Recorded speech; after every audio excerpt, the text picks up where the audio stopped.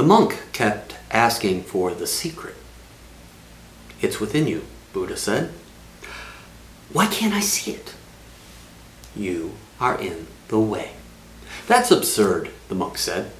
And in his anger, he rose to leave.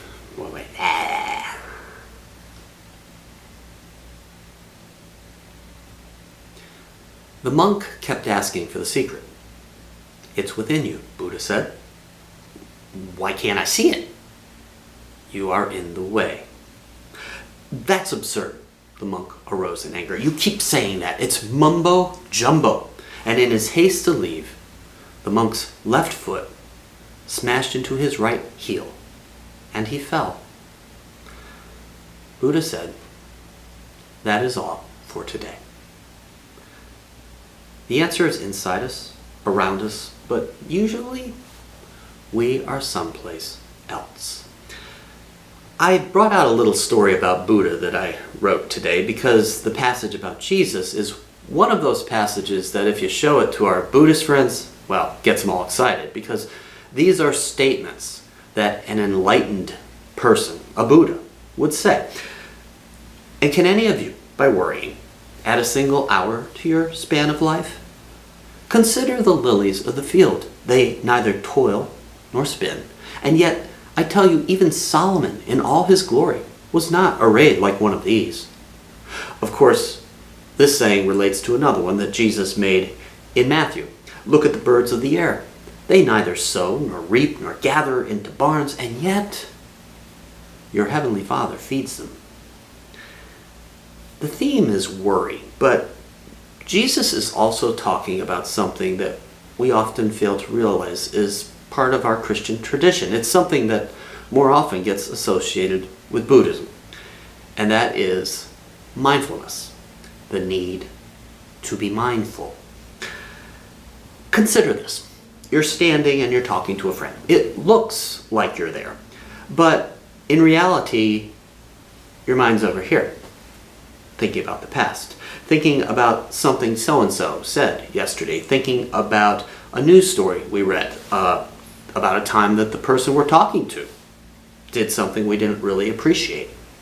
Or maybe our mind's over here, thinking about the future, wondering what we're going to have for supper, if it's going to rain tomorrow, if that lunch date we made is going to work out, if the investment we made will be successful, if work is going to be as bad as work can sometimes be. Or maybe our mind is in our hands in front of us, in one of those gazillion places our little magic boxes can take us. It's chatter. Chatter, chatter, chatter.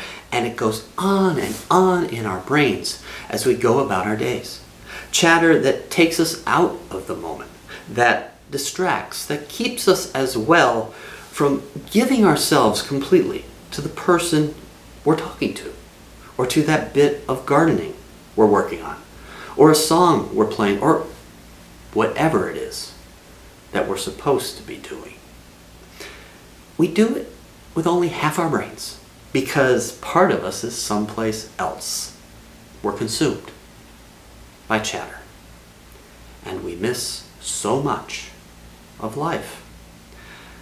The point Jesus is making is, in a sense, that we get in our own way and miss the only thing we really have. And that's this moment. Right here, right now. A few days ago, Mark Eaton died. Now, most of you probably don't know him, but he was a massive 7'4" center for the Utah Jazz. Despite the fact that he avoided basketball as a kid and had, as a result, minimal offensive skills, and despite the fact that he had to practically be begged to even give the sport a try when he was nearly an adult, he became a two-time NBA Defensive Player of the Year. And he blocked over 400 shots in a single season, and yeah, that's still a record. The first time I noticed him, he was playing that classic Lakers team, you know, the one with Magic Johnson and Kareem Abdul-Jabbar. And it was the only game where I saw Kareem, who I think is arguably the best player who ever lived, look bad. He looked bad. He could not get past Mark Eaton. He was a living, breathing Paul Bunyan, that one. And he was highly successful, philanthropic, and renowned for being extraordinarily kind in his life after basketball. But a few days ago, this gentle giant got on his bike, went for a ride, and didn't make it home. Mark Eaton was 64 years old. We all have stories like this. And if you don't, you've either just been lucky or you haven't been alive long enough. It can happen to any one of us or anyone we cherish. And that's what makes the moment so important. More important than thoughts about the past or what's going to happen next. More important than worry, which simply distracts us, takes us from the moment, saps our joy.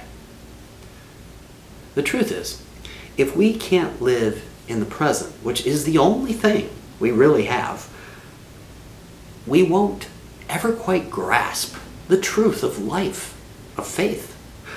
The secret will always elude us. We will always be in our own way or somewhere else. And this means we will miss the truth, the secret, if you will, of who we really are and who Christ is in all of that. If we don't live in the present, if we live consumed with the voices in our heads, the shadows of worry, thoughts of the past, thoughts about the imagined future, we'll never quite get it. The truth about God and about us. God is about and in the moment. And if we will meet God in the moment, we'll soon realize that God is all the moments. And in the neighbor or loved one standing before us, in that walk in the woods, in that prayer lifted up in church. I think it's what St. Patrick was trying to say when he said, Christ with me, Christ before me, Christ behind me, in me, beneath me, above me. One of the things I've learned through the years is we're kind of born knowing this because kids understand it on an innate level. Listen, back in the day, when a church wanted to hire a youth leader, what did everybody want? You know, someone young, preferably attractive, someone with a goofy sense of humor, who could play guitar, someone who looked like, you know, a big kid. So many of those got hired and never made it out of the box in the job. Because who are the good youth leaders? The ones who were and are successful? Well, they're the ones who aren't necessarily young. Sure, they were once, but not necessarily anymore. They're the ones who are really and truly themselves. They are authentic as people, and they are people who are present, really there, in the moment, for kids. Because you see, kids want that. Kids want what we all want in a leader, a person, a friend, someone who's real and who will be in the moment with them. What the Gospels don't show us a whole lot of is how Jesus taught his disciples spiritual discipline. You know, the stuff that would take them and make them mindful beyond the, hey, that worry stuff, cut it out. Of course, Jesus taught them how to be spiritually disciplined, and there are things we can do to make ourselves better, and God will help. When you garden, really garden. Be with the dirt, the plants. Let your mind experience it. When you play a game, lose yourself in its joy. When you listen to music, close your eyes and really be with the song. When you're with a person, be with that person. Put the phone away. Put the thoughts about what's coming up later away. Look at them. Listen. The dirty dishes can be your teacher. Brushing the dog can become a revelation. Whatever it is we're doing can help us get better at being in the moment if we will just do it completely. And when a worry pops up, when the chatter comes, well, save it for later. Remind yourself, this is what you're doing right now. And this is exactly what we should be doing.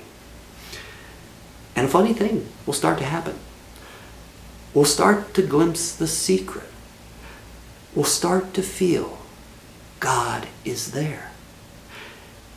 In the friend before us, in the task, in the earth, in that moment, in that prayer, in that dance, in that woodworking, that walk, that song.